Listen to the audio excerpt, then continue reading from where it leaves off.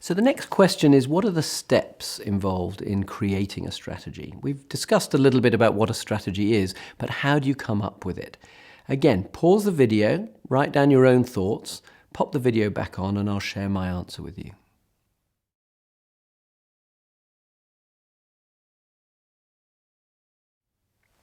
Welcome back. Now, what you're looking at now is my picture of the steps involved in creating strategy. And specifically, I frame this as 6 questions that you have to answer. You could think of them as 6 activities, but I frame them as 6 questions. The first question is, what is the external environment? And we'll get into more detail about what that means, but it's normally best to start by really making sure you understand the world in which you live.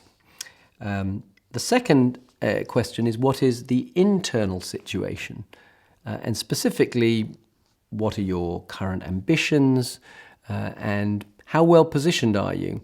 Are you in a very strong competitive position, or are you weak? How are you performing?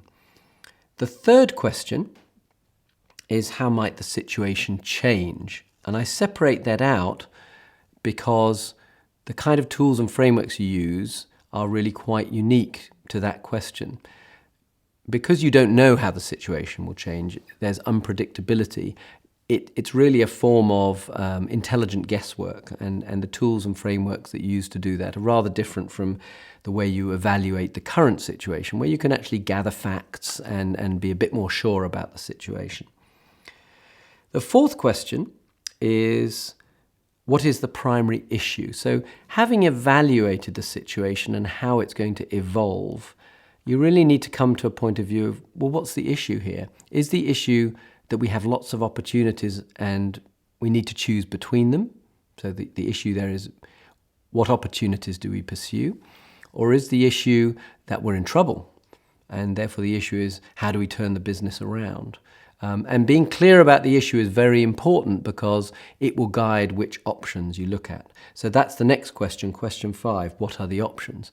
So if, for example, you've decided that the issue is what opportunities we should pursue, then you're going to look at different options. We could go to China, we could go to Russia, we could invest in this new product. If the issue is, how do we turn the business around, then you're more likely to be looking at, should we be cost-cutting? Should we be outsourcing?